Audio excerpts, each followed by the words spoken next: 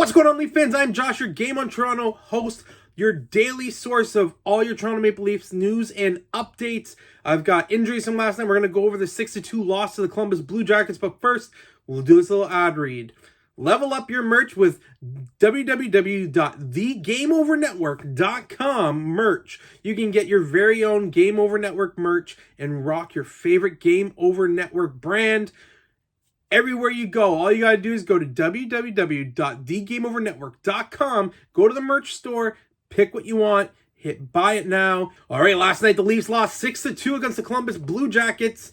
And if you ask, 99% of Leaf fans anticipated that this was going to happen. They played the harder team on night one. They win. And I wouldn't say dominantly, but they definitely ran...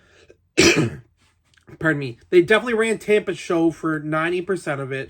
They allowed 2. They won 5-2. Okay, then they come into last night where they're playing Columbus, which is supposed to be the lesser of the teams, the weaker of the teams, the more easy night for the Toronto Maple Leafs. And what happens? First period, they allow 3. 3-0 going to the end of the first. Oof. The second period happens. Ooh, 2 more, 5-1. Matthew Nyes gets a great solo effort goal, but they need to do the exact same thing they did last year against Columbus. They had a third period comeback to tie it up, make it 5-5, but they lose in overtime. So can the Leafs do it again? They make that third period comeback, and this time they beat them in overtime? No. The Leafs allow another goal, 6-1, and then with like half the period left, Nick Robertson gets his first of the year in a great play, but you can't you can't say anything. It was great. Like I can say it was great efforts and great on those goals, but as a whole, I think the best Leaf last night was Anthony Stolarz.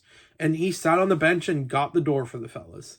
Like, that was brutal. It was not a great night, not a great showing for any players. And what do they have to show for it? Well, now Max Pacioretty's hurt. Now, today the Leafs had a day off, so we don't really have any other news as regarding to what he has, or nobody's spoken to the media yet. So, we're not sure what's going on with Max Pacioretty. We're waiting to hear about that. But it's lower body, and whereas his previous injuries are lower body injuries. So you got to start to question, okay, what do we do now? Last night they scratched David Kampf, who I think they might have probably could have used to win some defensive zone draws, and no line looked good last night. And then there was a lot of dumb penalties that the Leafs took, where you're just scratching your head, and Domi off a face-off, just butt-ending the guy with his stick. Come on, Domi. And then on a clean hit in the neutral zone, Ryan Reaves goes over and takes 4 minutes.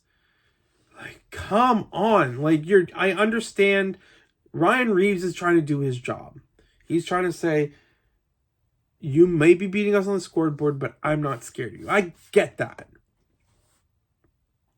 But do it against guys that are going to be willing combatants and not sucker you into a 4-minute penalty.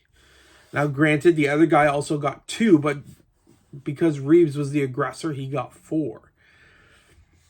So last night, I'm not going to hold stock in it. I mean, as 90% of you've been following the Leafs for more than the last 5 years, you know that this game happens.